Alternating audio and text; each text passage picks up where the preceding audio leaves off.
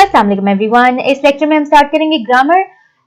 Grammar का part A है underline indefinite pronounce. Pronounce क्या होते हैं, अगर आपको याद नहीं है तो एक दफा उसको दोबारा देख लेते हैं। प्रोनाउंस यूज्ड इंस्टेड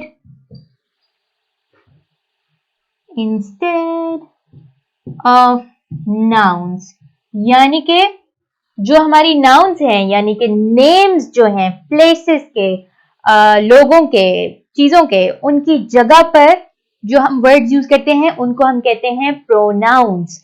प्रोनाउंस में he, she, it, they, anyone, everyone, ये सारे वर्ड्स आ जाते हैं। अब जो इनडेफिनेट प्रोनाउंस हैं, आगे इसकी टाइप है इनडेफिनेट प्रोनाउंस की।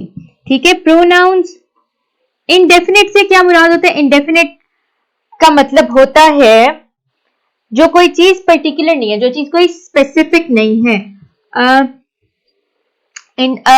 अच्छा, और फिर इनडेफिनेट प्रोनाउन से क्या मतलब है? कोई ऐसी प्रोनाउन जो कि स्पेसिफिक नहीं है, कोई रैंडम लोगों की तरफ इशारा कर रही है। इसको समझाने के लिए इसके एग्जांपल्स में आगे दो और टाइप्स हैं, सिंगुलर प्रोनाउंस और प्लूरल प्रोनाउंस। सिंगुलर प्रोनाउंस में कौन आ जाएगा? सिंगुलर में आ जाएंगे एनीवन, नो वन,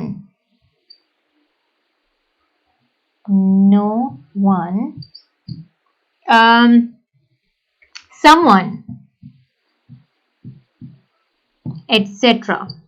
अब यहां पर क्या हो रहा है? वन वन वन एक तो आ रहा है, हम किसी एक बंदे की बात कर रहे हैं। एनीवन, समवन, नो वन, ये हमारे हैं इनडेफिनेट सिंगुलर प्रोनाउंस। और इससे क्या मुराद है? इससे मुराद ये है कि हम किसी एक बंदे की बात करें लेकिन हमें नहीं पता कि वो कौन सा बंदा है। जैसे अगर एनीवन को यूज करना हो सेंटेंस में, हम क्या करेंगे? Does anyone want to go to the store with me? क्या कोई मेरे साथ स्टोर तक जाना चाहता है? एनीवन यानी एक बंदा, क्या कोई जा रहा है? हमें नहीं पता कौन जा रहा है, हो सकता है कोई ना जा रहा हो, तो हम यूज करेंगे, अगर कोई नहीं जा रहा तो हम कहेंगे no one wants to go to the store with me, यानी कि कोई भी नहीं जाना चाह रहा। तो ये भी सिंगुलर में ही आ जाएगा क्योंकि कोई नहीं जाना चाह रहा, लेकिन हम प्लूरल की बात नहीं कर रहे। आगे हमारे पास है प्लूरल। प्लूरल्स में कौन आ जाएंगे? हम लिख सकते हैं others. She wanted to go but the others did not. वो जाना चाहती थी लेकिन बाकी नहीं जाना चाहते थे, दूसरे लोग जो हैं वो नहीं जाना चाहते थे। अब जब अदर्स की बात करें, हमें नहीं पता कि एग्जैक्टली अदर्स कौन है, पर्टिकुलर कोई बंदा नहीं है जिसकी बात हो रही है। फिर मैनी लिख लें। मैनी का मतलब है बहुत से। Many do not like to go out in the rain, यानी कि बहुत से लोग। मैनी के लिए ना हम मैनी से मुराद ये कि बहुत सारे लोग, या जरूरी नहीं है कि आप हर दफा आगे पीपल ऐड करें। खैर, मैनी जो है हमारा इंडेफिनिट प्रोनाउन है। इसी तरह के हमारे पास प्रोनाउंस इस क्वेश्चन में आएंगे और हमने अंडरलाइन करना है उन प्रोनाउंस को। सेंटेंस नंबर 1 हमारे पास बुक में है, everybody enjoys a good movie, यानी कि सभी एक अच्छी फिल्म को एंजॉय करते हैं। तो इसमें हम कर देंगे नंबर 1 में अंडरलाइन करेंगे आप एवरीबॉडी को। ये है हमारी इनडेफिनेट प्रोनाउन और ये हमारी है प्लूरल इनडेफिनेट प्रोनाउन। फिर आगे है does anybody have the time? Have the time, yes, क्या किसी के पास वक्त है? एनीबडी यहां पर आपका है इनडेफिनेट प्रोनाउन। नंबर 3 में आ जाएगा one sang while the other played the guitar। अच्छा, अब ये भी हमारे सिंगुलर इनडेफिनेट प्रोनाउंस में आएंगे क्योंकि one sang and the other played the guitar। हमें नहीं पता कि दो लोग हैं, ठीक है, हमें ये पता है दो लोग हैं, हमें नहीं पता कि गिटार कौन सा बजा रहा है और गाना कौन सा गा रहा है। तो हम इसको वन को भी अंडरलाइन कर देंगे और अदर को भी अंडरलाइन कर देंगे। फिर है नंबर 4। नंबर 4 में क्या कह रहे हैं? नंबर 4 में कह रहे हैं Nobody knows the trouble I've seen, कि किसी ने भी वो मुश्किलात नहीं देखी जो मैंने देखी हैं। और ये गाने का लिरिक है।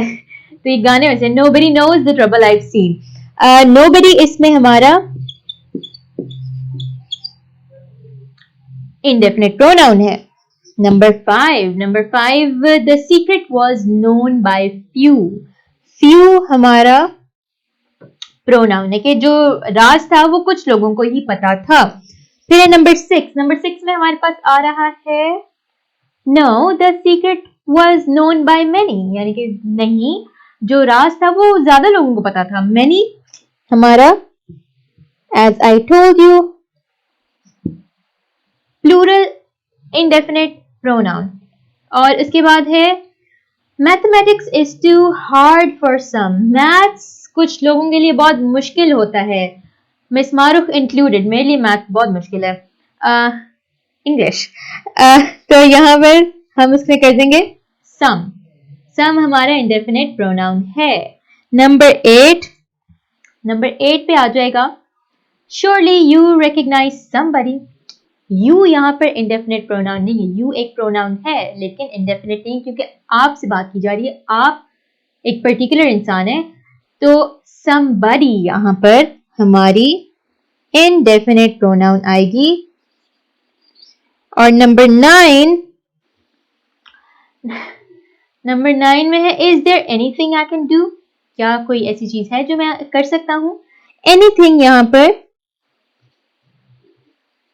इंडेफिनेट प्रोनाउन है क्योंकि कुछ भी की बात की जा रही है. वो पूछ रहे कि क्या कोई ऐसी चीज है जो मैं कर सकता हूँ. और कोई चीज है, कोई खास चीज नहीं है, वो कह रहे क्या मैं ये कर सकता हूँ, तो फिर वो डेफिनेट प्रोनाउन होती है. यहाँ पर इंडेफिनेट की बात हो रही है. एनीथिंग, क्या मैं कुछ भी कर सकता हूँ. इजी. ये आपका है पार्ट ए. अब हम करते हैं पार्ट बी. ग्रामर के पार्ट बी में हमारे पास स्टेटमेंट है tick the verb that agrees with the indefinite pronoun. यानी कि उस वर्ब को टिक करना है हमने जो इंडेफिनेट प्रोनाउन के मुताबिक है.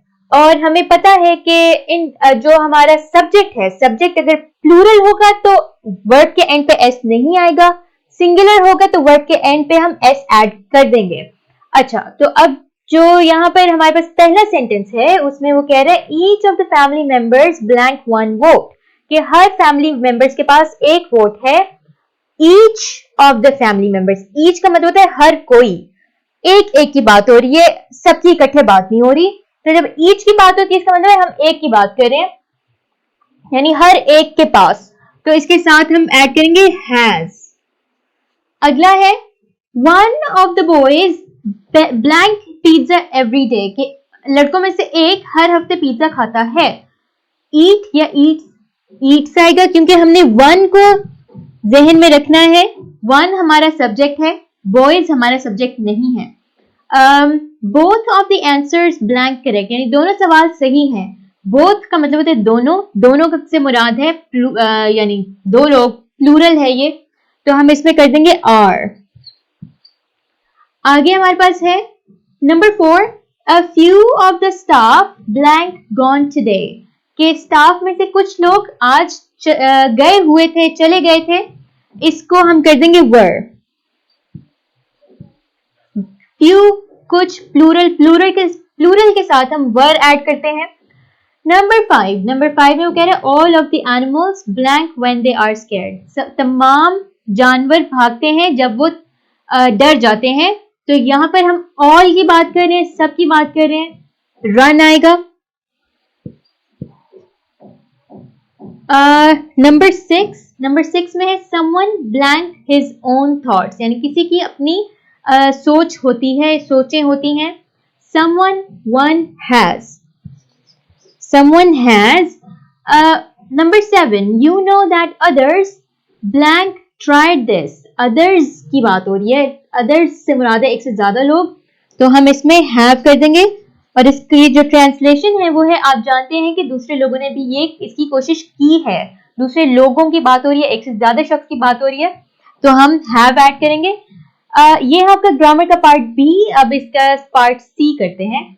ग्रामर के पार्ट सी में स्टेटमेंट है fill in the blanks with present perfect tense. यानी कि हमारे पास कुछ हिंट्स उन्होंने दिए हुए, पहले भी हमने किया पिछले चैप्टर्स में, और इस दफा हमारे पास है present perfect tense. Present perfect tense में हमें पता है कि हैज या हैव आता है और काफी सिंपल है प्रेजेंट टेंस। अच्छा, हैज और हैव आएगा तो उसके बाद थर्ड फॉर्म ऑफ वर्ब हम उसमें ऐड करेंगे। कैसे करेंगे? पहला सेंटेंस है how long blank in Karachi, Karachi, ठीक है। इसको हम क्या करेंगे? How long has he lived in Karachi. ये हमारा है इंट्रोगेटिव सेंटेंस। तो इसमें क्या आ जाएगा? हैज पहले आ जाएगा, उसके बाद हमारे सब्जेक्ट आ जाएगा और फिर थर्ड फॉर्म ऑफ वर्ब आ जाएगी। How long has he lived in Karachi. Number 2, I blank Chinese for 20 years। इसको हम स्पीक को क्या कर देंगे? I have spoken Chinese for 20 years, यानी कि मैंने 20 सालों से चाइनीज बोली है। नंबर 3, आलिया, अच्छा blank, Alia fly in an airplane before. Alia हमारा सब्जेक्ट है, सिंगुलर सब्जेक्ट है, तो हम क्या करेंगे? हैज ऐड कर देंगे। हैज आलिया, और फ्लाई की थर्ड फॉर्म है flown, FLOWN। Has Alia flown in an airplane before.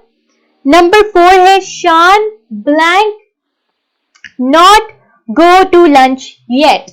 अब हमने यहां पे क्या करना है? हमारे पास है नेगेटिव सेंटेंस। नेगेटिव सेंटेंस में हम ये करते हैं Shaan has not gone to lunch yet. Go की थर्ड फॉर्म गॉन हो जाएगी।